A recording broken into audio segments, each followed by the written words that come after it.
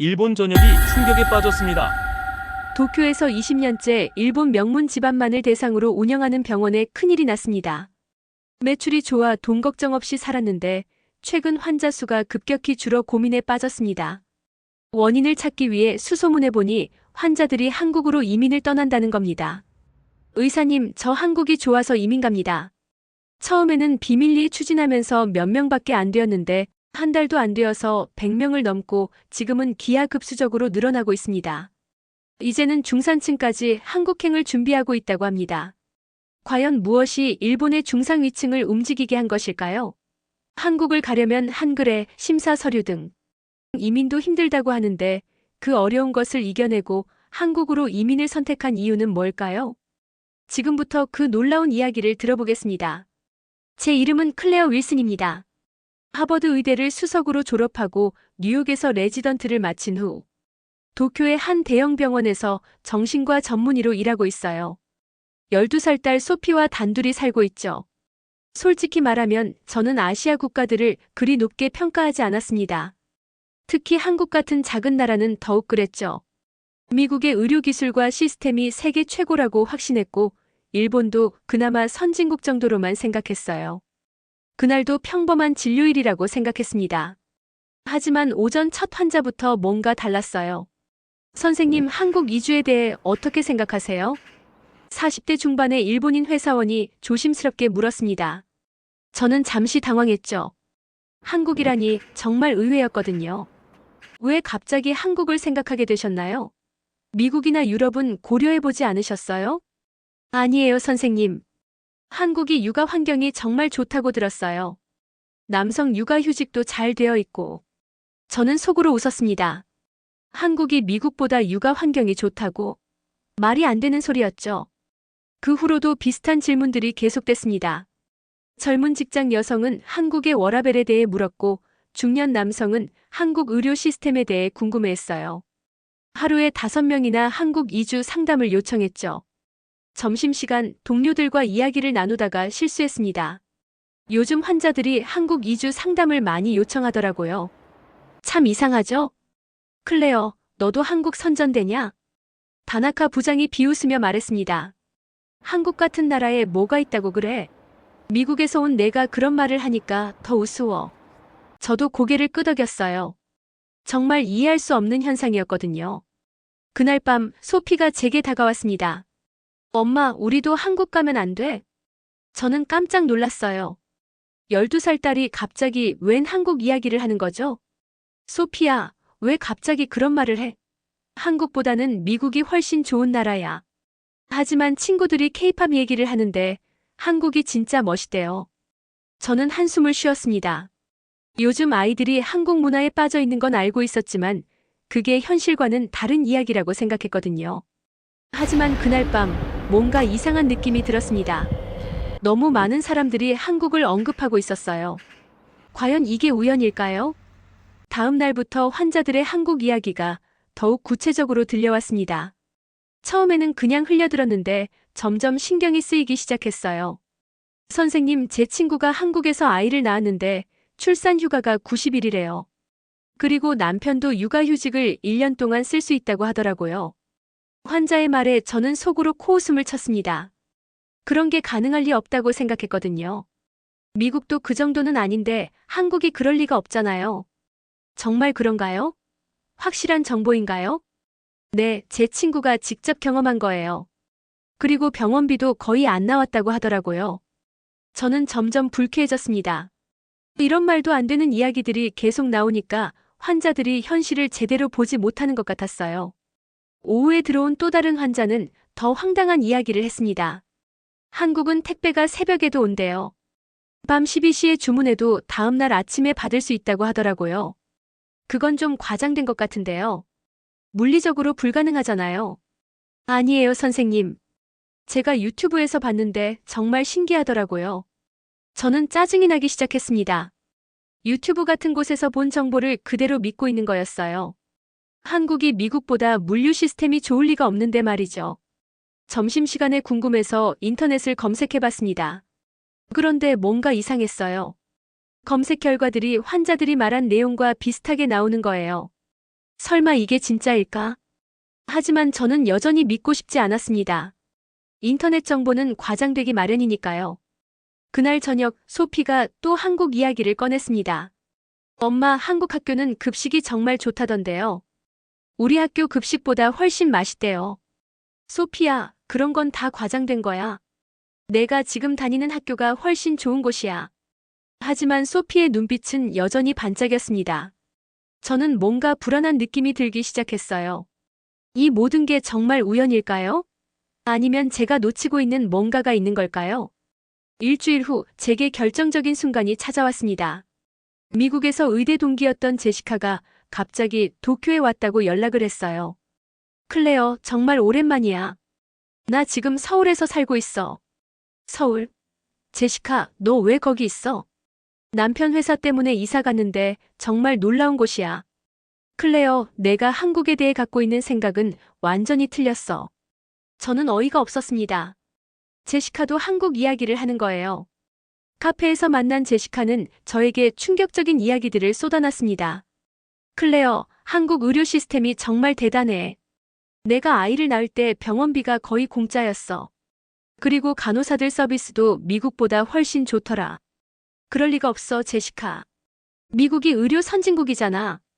아니야, 진짜야. 그리고 여기 봐. 제시카는 휴대폰을 꺼내서 배달앱을 보여줬습니다. 이거 한국 배달앱인데 정말 신기해. 새벽 2시에 주문해도 30분 안에 와. 미국에서는 상상도 못할 일이야. 저는 눈을 의심했습니다. 정말로 그런 앱이 존재하는 거였어요. 그리고 이것도 봐. 한국은 전국 어디서나 인터넷이 초고속이야. 지하철 안에서도 영상 통화가 끊기지 않아. 제시카가 보여준 영상들은 충격적이었습니다. 정말로 한국의 인프라가 미국보다 앞서 있는 것 같았어요. 클레어, 너도 한번 와봐. 정말 다른 세상이야. 그날 밤 집에 돌아와서 저는 심각하게 고민에 빠졌습니다. 제가 알고 있던 한국과 제시카가 말하는 한국이 완전히 달랐거든요. 내가 틀렸던 건가? 처음으로 제 자신을 의심하기 시작했습니다. 하버드를 나온 제가 그동안 한국에 대해 완전히 잘못 알고 있었던 건 아닐까요? 소피가 제 방에 들어왔습니다. 엄마, 괜찮아요? 얼굴이 안 좋아 보여요. 소피야, 혹시 내 친구들이 말하는 한국 이야기 정말일까?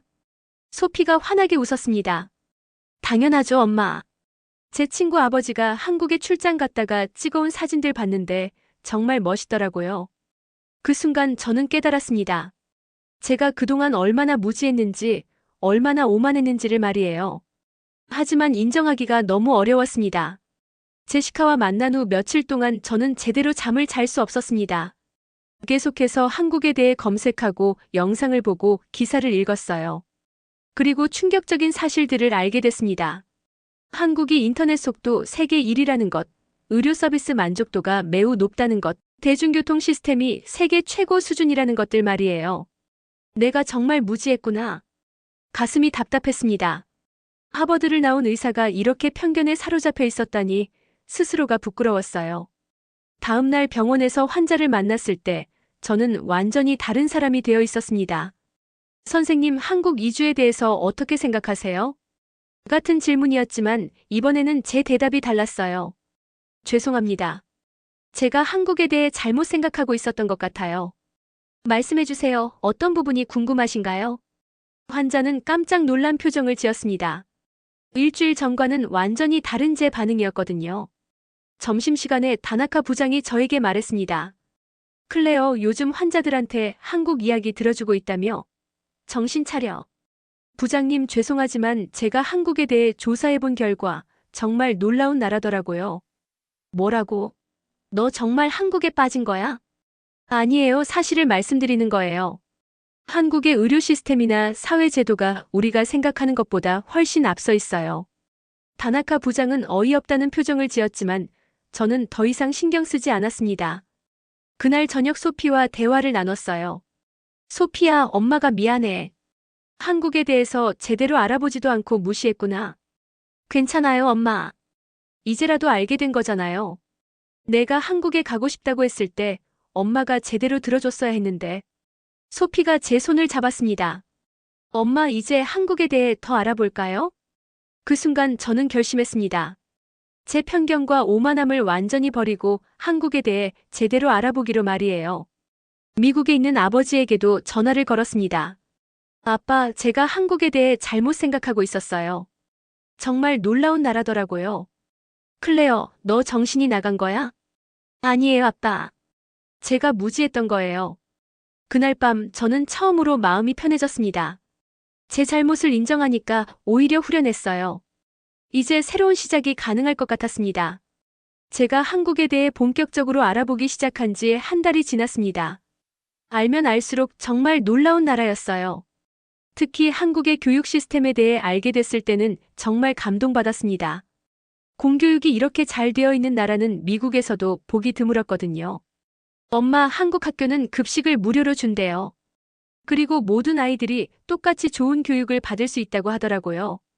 소피의 말에 저는 고개를 끄덕였습니다. 이제는 의심하지 않았어요. 그날 특별한 환자를 만났습니다. 한국에서 온 유학생이었는데 우울감 때문에 상담을 받으러 왔어요.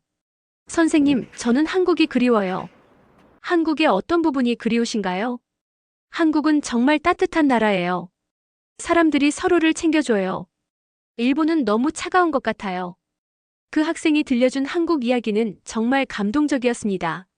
어려운 이웃을 돕는 문화, 함께 성장하려는 정신, 그리고 무엇보다 미래에 대한 희망이 있는 사회라는 것이었어요. 선생님, 한국 사람들은 어려움이 있어도 포기하지 않아요. 함께 극복하려고 해요. 그래서 이렇게 빠르게 발전할 수 있었던 것 같아요. 그 순간 저는 깨달았습니다. 한국의 기술력이나 시스템이 뛰어난 이유가 바로 이런 정신력 때문이라는 것을 말이에요. 저녁에 집에 돌아와서 소피에게 말했습니다. 소피야, 엄마가 한국에 대해 정말 많이 배웠어. 한국은 기술만 좋은 게 아니라 사람들의 마음이 정말 아름다운 나라구나. 그럼 우리 한국에 가볼까요?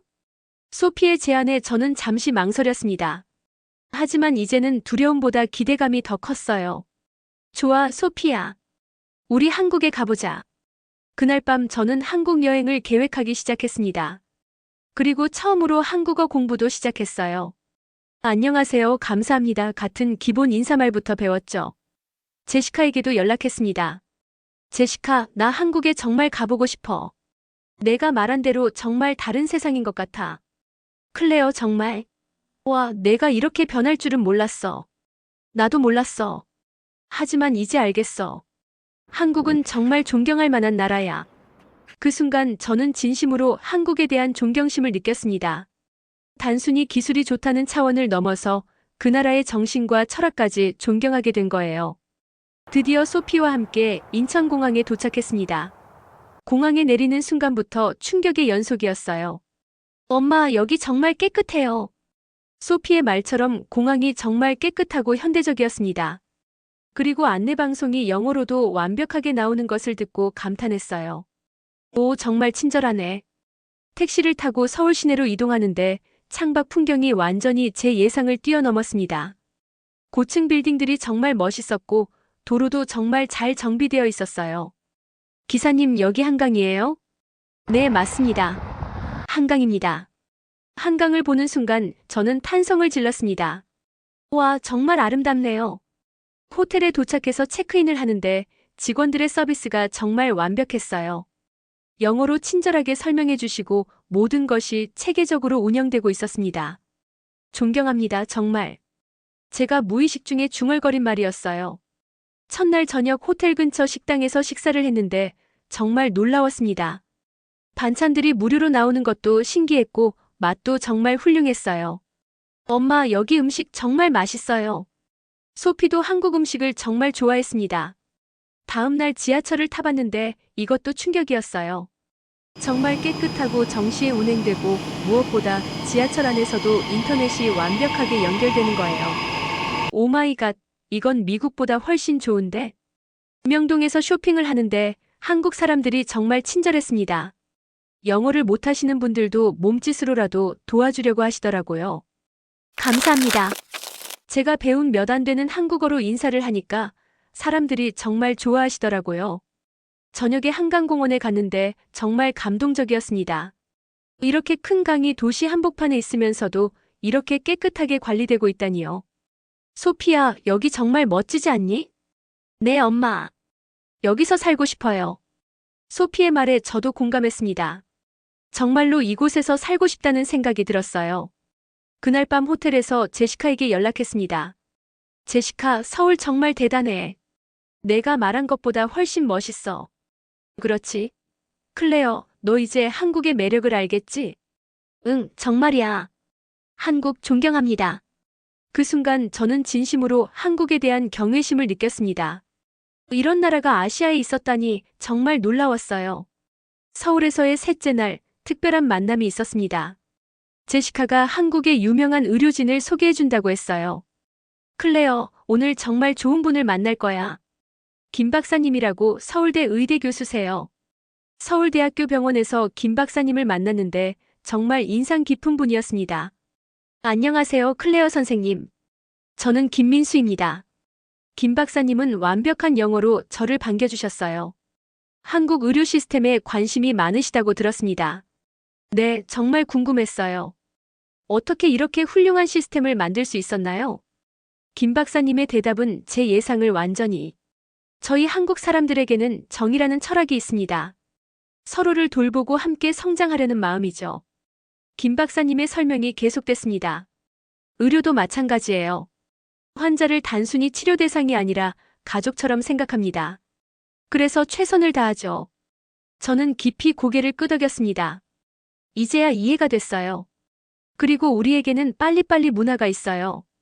하지만 이건 단순히 서두르는 게 아니라 효율성을 추구하면서도 품질을 놓치지 않으려는 철학입니다. 정말 놀랍습니다. 한국 사람들은 위기가 오면 하나가 됩니다.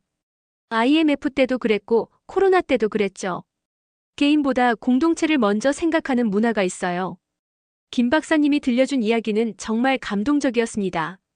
그래서 한국이 이렇게 빠르게 발전할 수 있었던 거군요. 맞습니다. 기술도 중요하지만 더 중요한 건 사람들의 마음이죠. 서로를 위하는 마음, 미래를 위해 희생할 수 있는 마음이 한국의 진짜 힘입니다. 병원을 둘러보면서 더욱 놀랐습니다.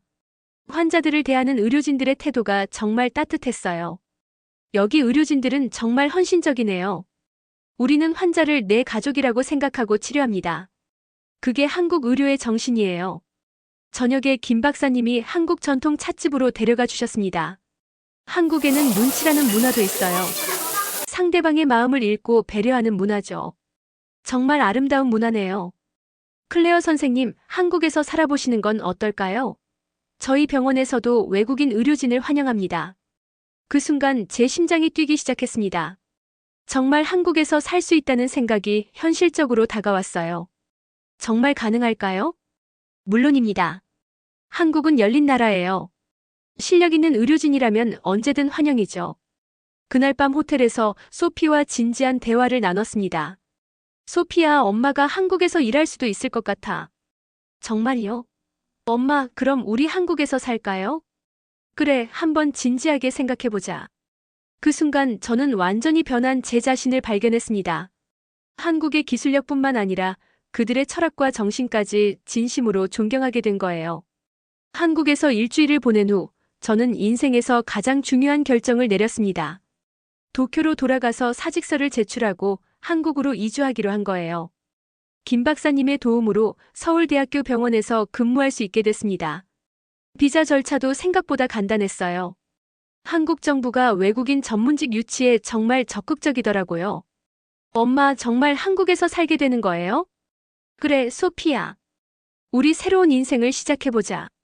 도쿄의 동료들은 제 결정을 이해하지 못했습니다. 클레어, 정말 미쳤구나. 한국 같은 나라에서 뭘 할 거야? 하지만 저는 더 이상 그런 말에 흔들리지 않았어요. 제가 직접 경험한 한국의 모습이 너무나 확실했거든요. 서울에 정착한 지 6개월이 지났습니다. 소피는 국제학교에 잘 적응했고 저는 병원에서 외국인 환자들을 위한 특별 프로그램을 담당하게 됐어요. 클레어 선생님, 정말 감사해요. 선생님 덕분에 치료받기가 훨씬 편해졌어요. 외국인 환자들이 저에게 고마워하는 모습을 보면서 제가 한국에서 의미 있는 일을 하고 있다는 확신이 들었습니다. 병원 동료들도 저를 정말 따뜻하게 받아주셨어요. 클레어 선생님, 한국 생활은 어떠세요? 정말 좋아요. 한국에서 이렇게 환영받을 줄 몰랐어요. 어느 날 김 박사님이 제게 말씀하셨습니다. 클레어 선생님, 내년에 부서장으로 승진 예정이세요. 정말 축하드려요. 정말요? 외국인인 제가 부서장이 될 수 있나요? 한국은 실력으로 평가하는 나라예요. 국적은 중요하지 않아요. 그 순간 저는 눈물이 날 뻔했습니다. 일본에서는 절대 경험할 수 없었던 대우였거든요. 주말에 소피와 한강공원을 산책하면서 이야기를 나눴습니다. 소피야, 한국 생활 어때? 정말 좋아요, 엄마. 여기 친구들이 정말 친절해요. 그리고 한국어도 많이 늘었어요. 소피가 한국어로 인사하는 모습을 보니 정말 뿌듯했어요. 그날 저녁 미국에 있는 아버지에게 전화를 걸었습니다. 아빠, 저 한국에서 정말 행복해요. 그리고 부서장으로 승진하게 됐어요. 정말? 클레어, 내가 옳았구나. 아빠가 미안하다. 괜찮아요, 아빠. 이제 한국이 제 진짜 집이에요. 한강을 바라보며 저는 깊이 감사했습니다. 편견을 버리고 새로운 세상을 받아들인 덕분에 이렇게 행복한 삶을 살 수 있게 된 거예요. 한국 정말 감사합니다. 이 나라에서 새로운 꿈을 꿀 수 있게 해주셔서요. 그리고 마음속으로 다짐했습니다.